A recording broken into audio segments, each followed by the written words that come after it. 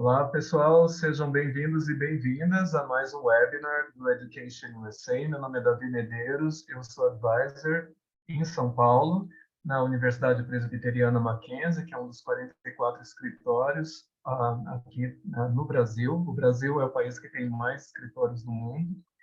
Hoje nós estamos muito felizes de poder falar sobre como aplicar para as universidades americanas com uma super universidade lá, que é o Rochester Institute of Technology.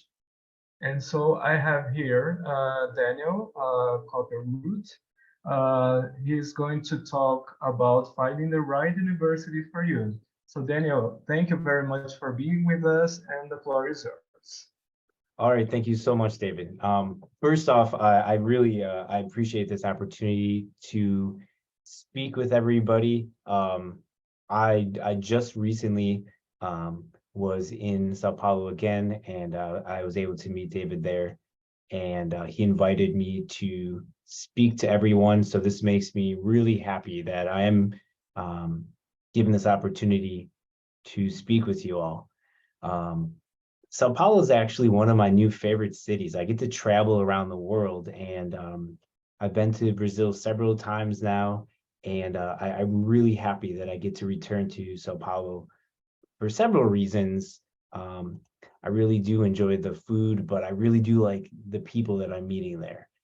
It seems that I'm meeting a lot of really talented, really smart students. This year, we are admitting quite a few Brazilian students, and it makes me really optimistic for the future, really hopeful for the future, just because of how many great students we're getting from Brazil. So today I want to talk to you about sort of starting, the university selection process. As I talk to you today, I know that not everybody I'm speaking with is going to come to RIT, and that's totally fine. Our goal is to align ourselves with the best students that are the best students for us.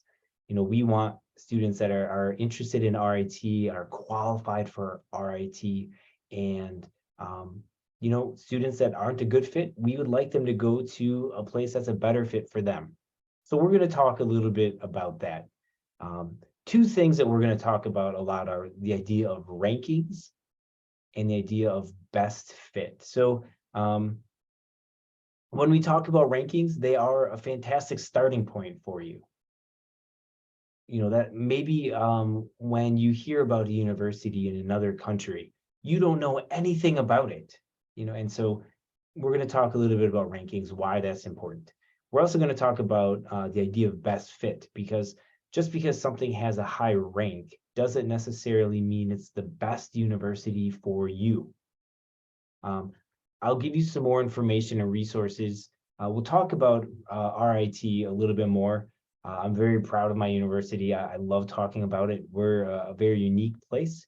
So I'll talk about that, and I'll give you some contact information at the end.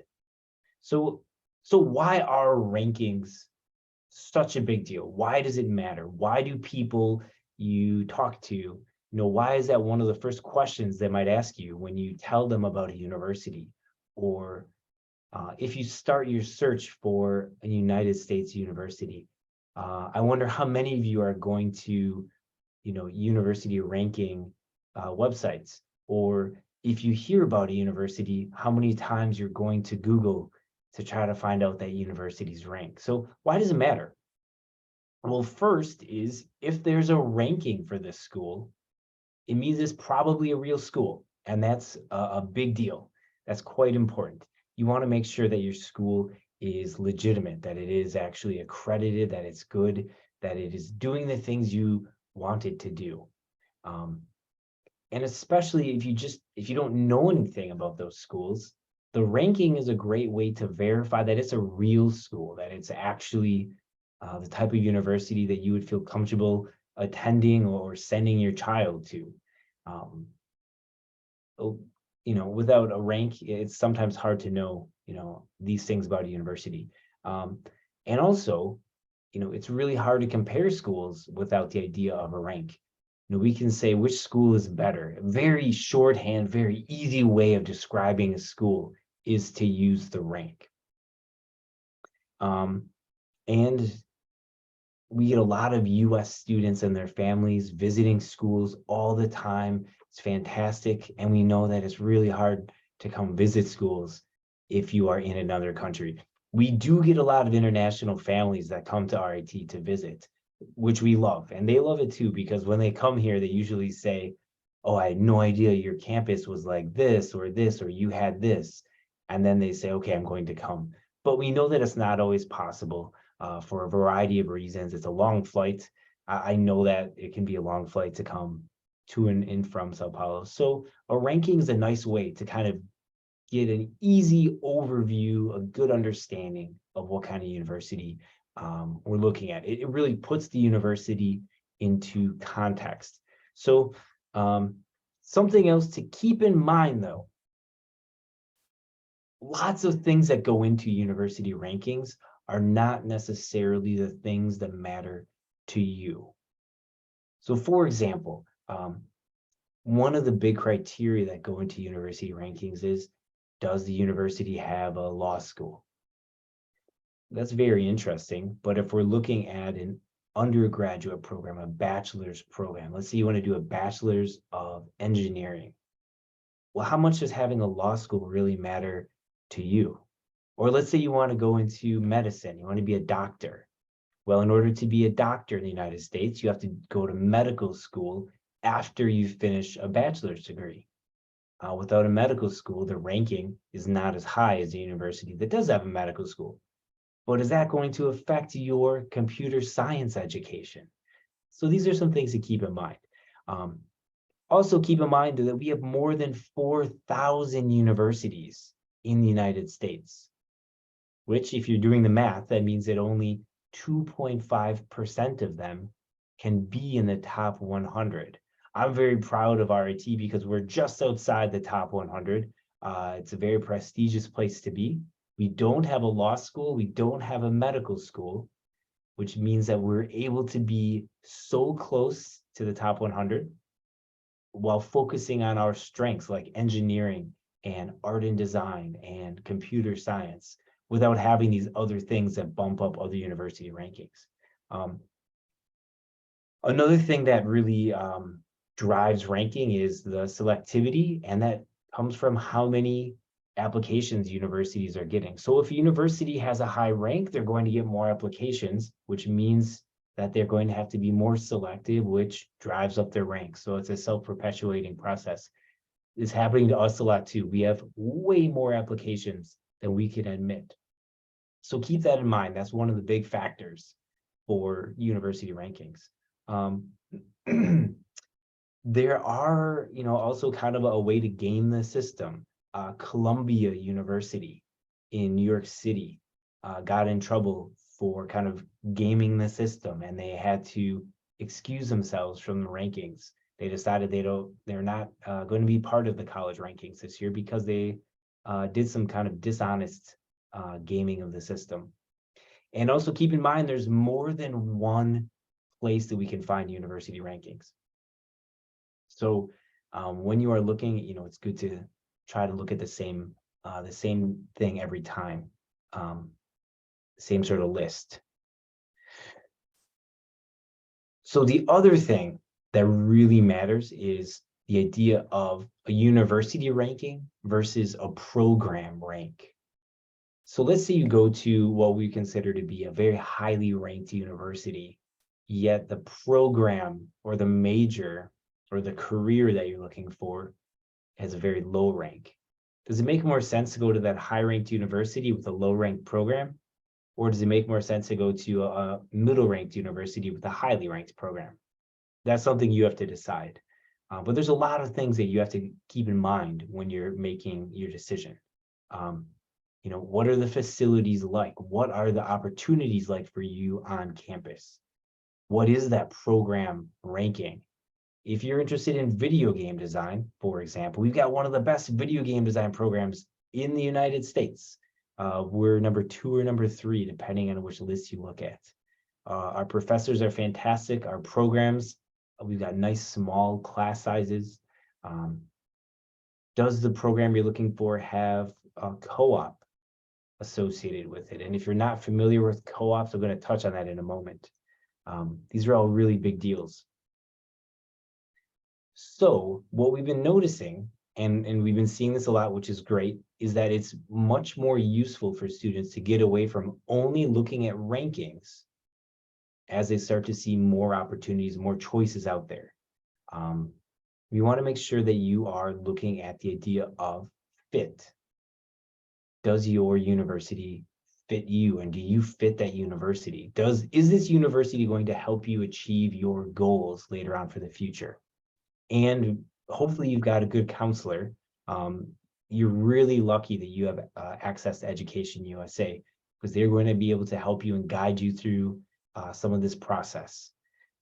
It's a really big deal, to give them as much information as you can about yourself so they can help you in this decision-making process. So how do we approach it? When I'm talking to a student, what do I do? Well, if I were to meet you, the first question I'm always going to ask, this is the easiest way to do it, is I say, what would you like to study? What do you want to study? And then from there, we can start the conversation. Because if you tell me, that you're interested in studying something that we don't have, I'll tell you to go to another university. You'll look somewhere else. But if you're interested in something that we do really well at, then we can, kind of begin the conversation. Our campus is a big green campus, a suburban campus, a lot of nature, sort of isolated from the rest of the city. We're about maybe 10 kilometers from downtown Rochester, which means that you are going to be in a very safe place, but you're not downtown in the city. So what do you want to be? Do you want to have 4 seasons, or do you want to just have, a rainy season and a dry season? Do you want to be in the city, in the countryside? Do you want to be in the middle of the country, or do you want to be on the coast? A lot of things to think about. Do you want to be close to an airport or 3 hours from the airport? These are all things that you should consider. And when I bring up airport, because I travel a lot for work, and it's between 10 and 15 minutes to get to our airport from our campus. I love it. So there's lots of other things. We look at the size of the university, look at the value, what kind of research are they doing? What are the academics like? Are they training you for a job, or are they training you to learn? And what are the admission requirements? Are you actually able to get admitted to this university? You want to think about, what is student life going to be like there? What are the other students going to be like? Are you a serious gamer? Do you love playing video games? Do they have a good esports infrastructure, or do they focus all their energy on American football? So, something you may not be interested in. Lots to consider. So the campus is a really big deal. Think about what makes sense for what you want. You should have a list about looking at all these different factors. Do you want a big school, a medium school, a small school? Do you want to have a huge community of students from Brazil, or do you want to be one of the few special people at the university? Do you want something that's, rural or suburban, or urban, right in the middle of the city? Do you want to have to get an apartment, or would you like to have a dormitory on campus? These are all things that you should be thinking about and deciding before you choose the universities that you're looking for. And if we look at, the rankings in the universities in the US, the top 20 universities are all extremely different from each other. So something that we should also really think about is the idea of value, because university in America is a significant investment. This is something, and we call it an investment. It's not a cost, it's an investment, because our graduates generally have very high salaries. And so you're putting money into your education, you're making connections, you're doing co-ops. And when you graduate, you get a good return on that investment. So we like to think about the idea of value. So value is the quality plus service divided by the cost.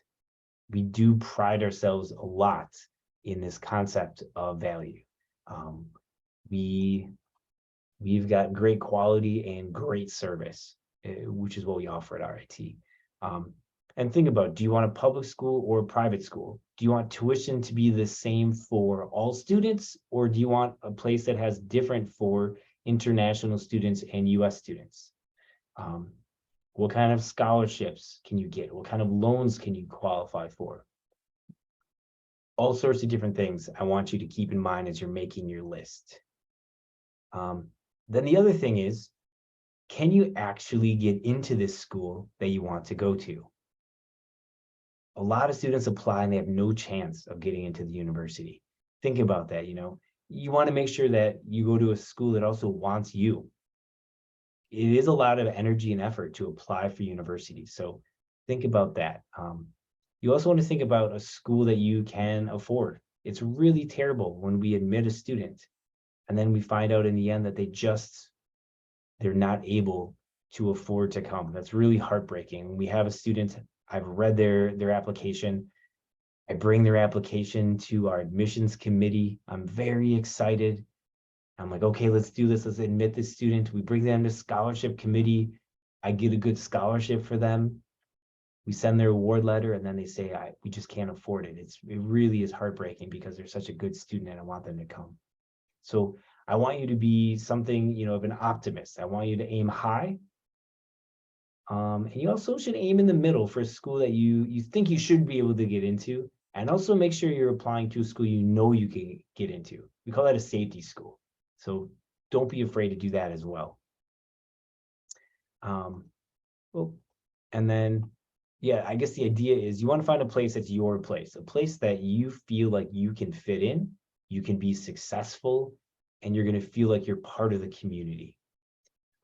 I want to tell you guys a little bit more about RIT, or Rochester Institute of Technology. If you guys are interested, please stick around. If you're not interested in this, you're not going to hurt my feelings if you want to log off. If you already know you want to go somewhere else, that's totally fine. But I'm excited to tell you about Rochester Institute of Technology, or RIT. So we are located in New York. We've got students from all 50 states and about 90 countries. Our class size is about 22 students. We have an average student to faculty ratio of 13:1. We're not a huge school and we are not a small school. So we have about 16,000 students at our main campus. Right now we have about 11% international students, and I am doing my best to increase that number. Like I said before, we have a lot of new Brazilian students that are coming, and I'm trying to bring in way more because, to be honest, you guys have been in Brazil, you guys have been really good. We're located in Rochester, New York. We're the third largest metro area in the state. A lot of companies that you may be familiar with are from Rochester. Your parents might be more familiar with companies like Kodak or Xerox, for example, but they started in Rochester. Because of these businesses, a lot of their energy has gone back into universities. They've been able to put resources and financial resources into universities. So we have like a fantastic imaging sciences program, fantastic photography and film and animation department have all come from places like Bausch & Lomb and Xerox and Kodak. We've got a fantastic arts and culture scene for being a city of our size. We've got a really good, the Eastman School of Music. So we do have a lot of music coming through our city. And it is a fantastic place for attractions. Parents, when you come for a visit, you're gonna have a lot to do when you come. I'll just tell you guys about our study abroad and global opportunities. If you're coming to RIT, you're already studying abroad, which is great. But if you want to do co-op in another country, this is definitely something you can do. And when I talk about co-op, I'll talk about it later, but basically you're going to be working for a company for about 48 weeks. You're going to be a full-time employee of one of these companies. Usually it's within the United States, but if you want to go somewhere else, you can definitely do that. I'm talking with a Korean company right now who's trying to hire our students for co-op because we have a very specialized major, and some of our students are very talented and they don't have that major in South Korea. So they contacted me to bring our students to South Korea. So we're going to start sending some of our students to South Korea. I mentioned before some of our really our more popular majors that we have. And so art and design, we're a top 10 school in the United States for art and design, one of the best schools. Obviously, computing is really good. Our engineering department is so big that we actually have 2 different engineering colleges in our university. We are also kind of creating this great intersection between the humanities and computing. Things like human-centered computing is a really popular and quickly growing major right now. Something else that is really exploding in popularity is our computing security program. If you guys know anything about hackers, they're not going away. They're only getting more, and we need more people to do security. Every company is looking for computing security students. So this is great. I do see a question. Any big tech companies? This is a great question in the chat. A lot of big companies are hiring our students for co-op. I mean, you guys are going to know, like, obviously IBM or Apple or Google or Tesla. Students are working at these companies for co-op. More than 90% of these companies say that they are going to hire our students after co-op. This is how our students get such good jobs, is because of co-op. I don't want to take too much time, so I want to go through here kind of quickly. We're one of the top 12 universities for co-op in the United States. So if we're going to look at rankings, this is a great one. I think we might actually be 11 right now. But what this means is we have fantastic connections with these different companies. We have a whole department. All they do is help you with careers in co-op, because it's very important for us that you get a great job. We've got a lot of things that are going on campus right now. One of our students, speaking of great jobs, one of our students graduated in 2009. He started a company and he just donated $50 million to us because he was quite successful. And so we're building a new building on campus. It's the only thing like it on any US college campus. We're calling it the Shed, but it's basically a huge maker space. So maybe at your high school, you have 3D printers. What we're going to have in the Shed is going to be one of the best facilities in the country, and it's open for all students to use. Also, we have things like student clubs will be able to display what they do. That's things like our rocket club, our FSAE racing team, our all girls and all women's electric racing team. So many different things will be sort of on display in the Shed. This is something I'm really excited about because it is going to be open in time for next school year. We're also going to start the music performance theater, which kind of goes in line with our performing arts scholarship. Our athletic stadium is halfway done, something that I absolutely love. We actually have the 2-time national champions for lacrosse, a game that I am assuming nobody here plays. If anybody plays football, you guys definitely can, or soccer, you guys can definitely let me know. We are building a really strong men's soccer team as well. And we have a new construction in our Dubai campus. We do have campuses around the world, in Croatia, Kosovo, Dubai, and in China. So if you ever want to study abroad in another one of these campuses, it's as easy as just registering for classes there and then going. Once you've been admitted to the university, coming to the main campus or going to another campus is a very easy process. On our campus, we have so much going on. Now that we're kind of past COVID, our clubs are just blossoming again. We have more than 300 active clubs on campus. There are many, many annual events.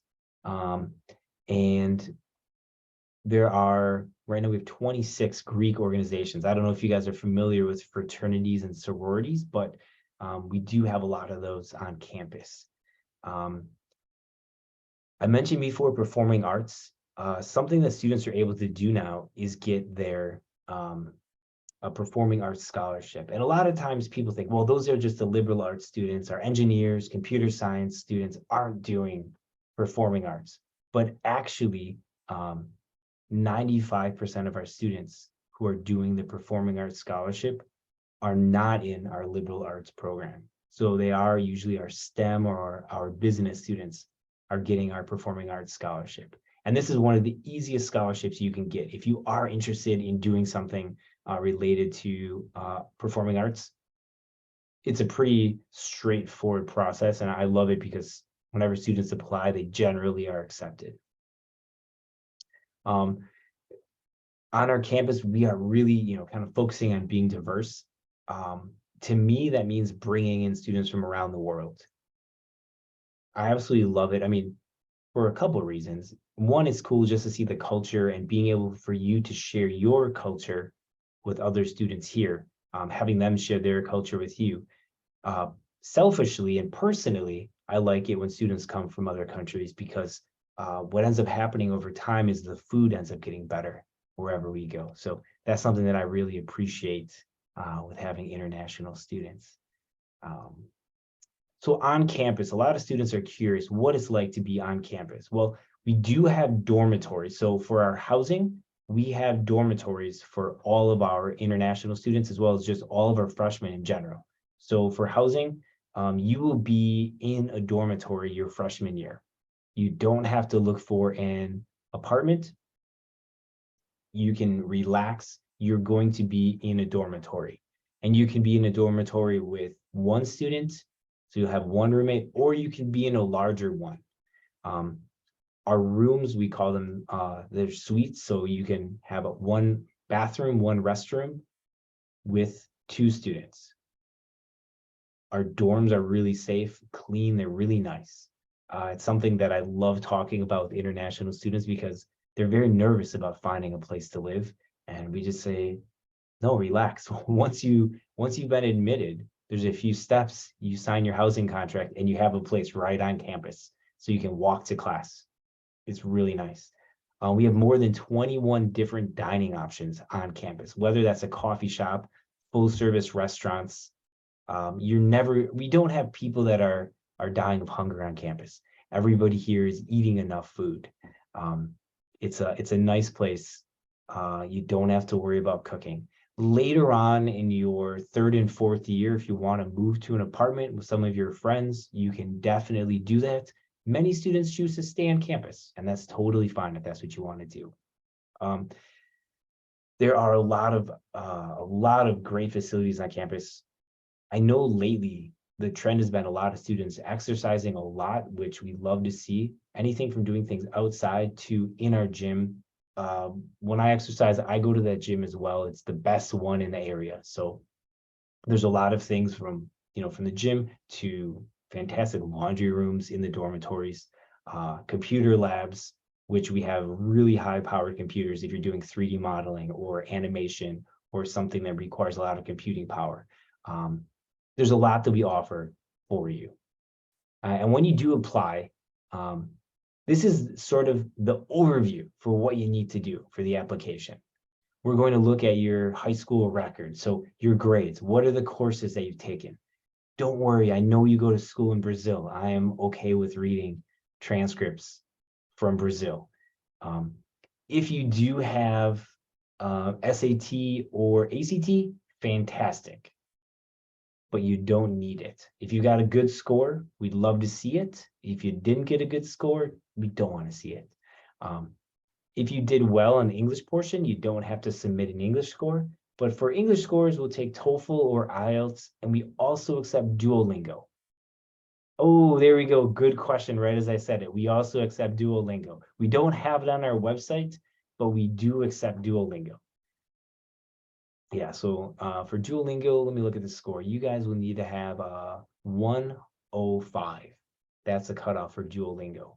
6.5 for IELTS, 79 for TOEFL. We want to see your letter of recommendation from somebody. It can be a professor or a teacher. We want to see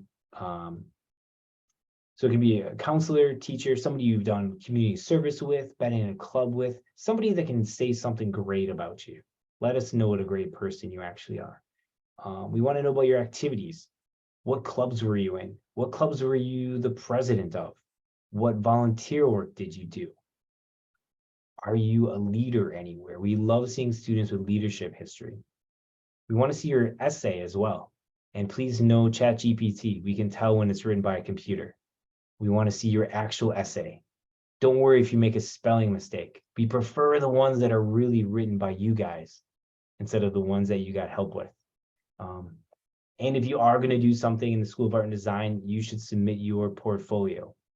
And if you are planning on doing something in the School of Art and Design, I'm hoping that you are building your portfolio right now.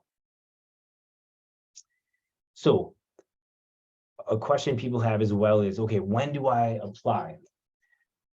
We have 3 different decision plans. So early decision, this is one if you say, my #1 school is RIT. I know I want to go to RIT, then you apply early decision, because this is where we have students who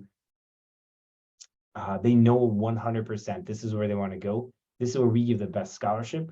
And this is where we start putting students into these really difficult to get into programs. So if you want computer science, you should apply early decision 1. You're going to apply by November 1st, and we will tell you by the middle of December your admission decision. And that'll be for the following August, for 8 months later. Early decision 2 is great.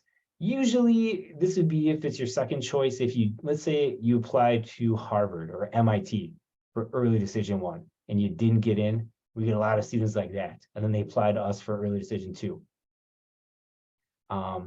And then after that, we're going to let you know by the middle of January. The majority of our students apply regular decision.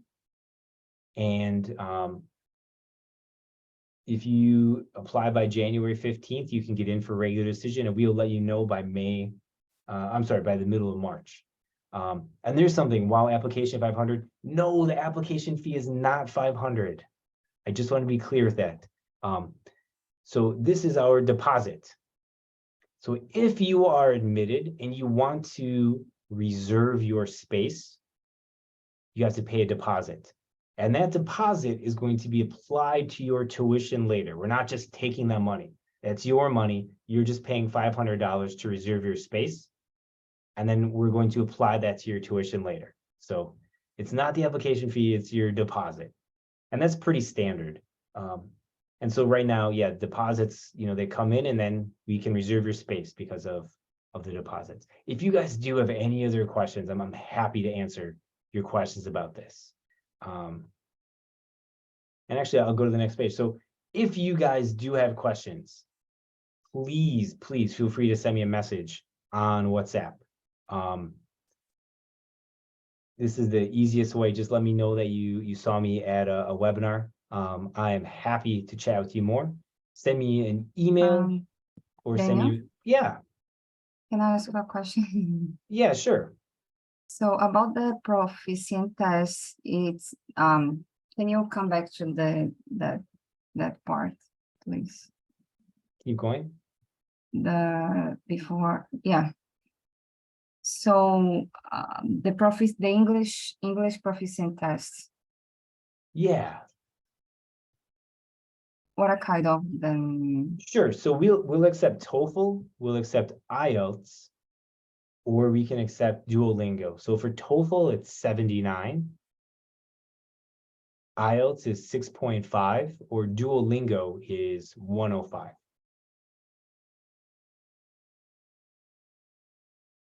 So anyone and others is not possible to use this score, just TOEFL, IELTS. Which other score do you have? I have Oxford test, and that's what I did. I have TOEFL, but my TOEFL is already expired, so I can't use anymore. And I did last year the Oxford test, and then I'm seeing nobody use it. Yeah, nobody uses it. Like I just have that test, and then I'm trying to figure out, like talk with the universities for see if they use it. But until now, I'm trying to fee waiver, at least fee waiver for doing the proficient test. I don't know if you can do it that for some of My the. recommendation is do the Duolingo test just because it's the cheapest and it's the fastest. Unfortunately. I see. I'm sad. I'm sad sorry. and I'm laughing.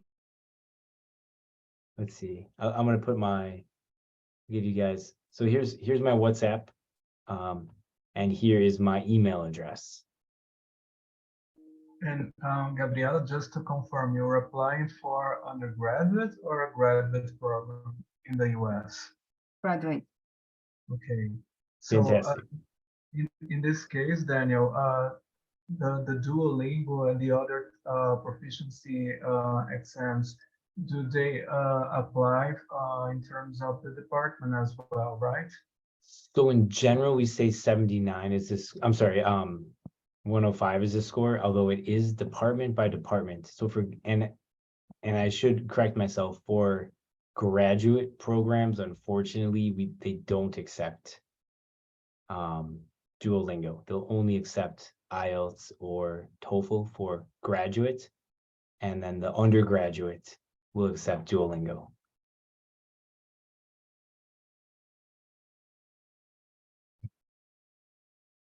Sorry, Gabriela. Why did you do the Oxford test? Nobody takes it. Whoever the Because I was doing a course, and then the final test was the Oxford test. So I didn't choose I see. If I was supposed to choose, I was supposed to choose TOEFL. Well, I'll give you one bit of good news. Just talking with you, it seems like your English is fantastic. So you'll have no problem passing that. Yeah, if I just was like should try to just talk with them, and then I prove my proficient, but it's not like that. I need the score and everything, but thanks so much. Well, I think you'll be okay. I'm gonna stop sharing. Does anyone else have any other questions?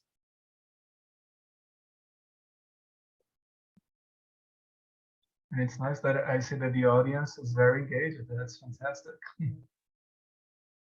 Well, I mean, I guess I'm not surprised. Brazilian students are pretty great. So I really do mean that. Thank you for that.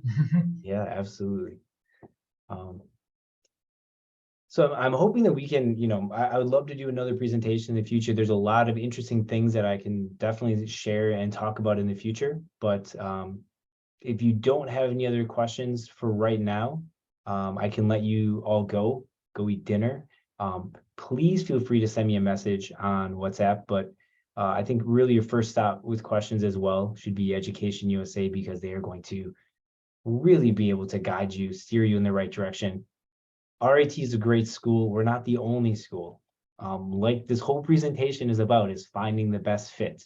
And I want to make sure that you are going to the right school, the best school for you. And this is something that Education USA can hopefully give you some more guidance on. Daniel, it's Marcelo. I have a question. Yes. Thank you for your presentation. Thiago is interested in making the IT course.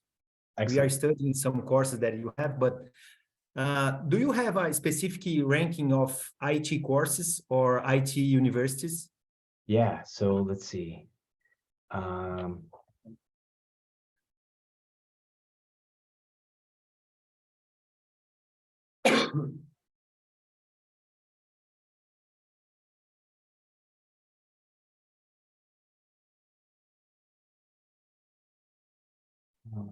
So let's see. Let's see if I can find.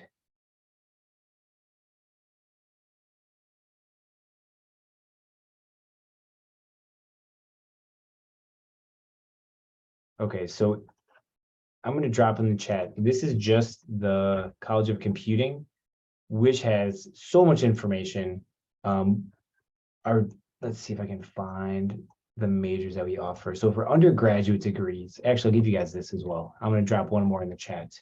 These are just undergraduate degree. So the first one listed there is computing exploration. This is one where you get to take sort of all the different careers, all the different majors during your first year, and then you can decide what you want to do.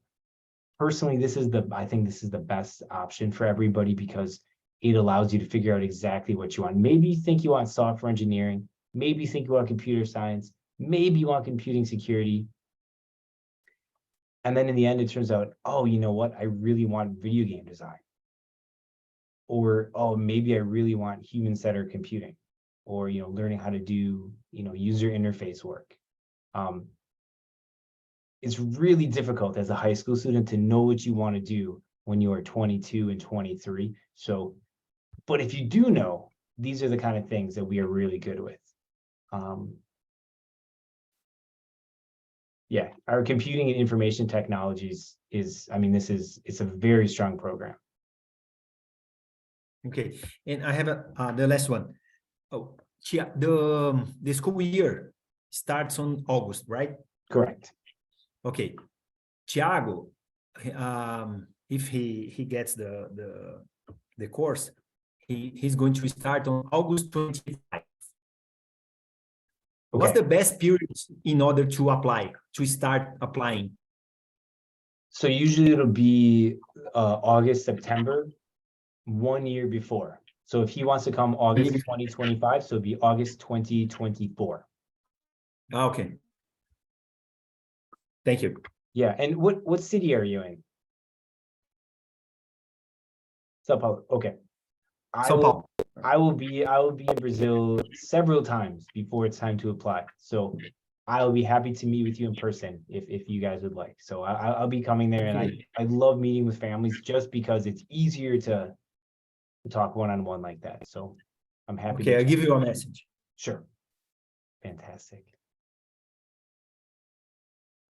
Okay, Daniel. So I'm just on behalf of Education USA, thank you for your time, for talking to the students here in Brazil. This information, this presentation is going to be available on YouTube, and so many other students can access that. And just in Portuguese to finish, agradecemos a todos e a todas que participaram desse evento. Ele deve estar disponível para vocês no nosso canal do YouTube. Participem dos eventos da Rede Education USA, são muitos, inclusive com universidades americanas. Hoje nós tivemos aqui o Rochester Institute of Technology. Daniel, thank you again. My pleasure. Thank you all so much. I look forward to hopefully meeting you sometime in Brazil. Take care, everybody.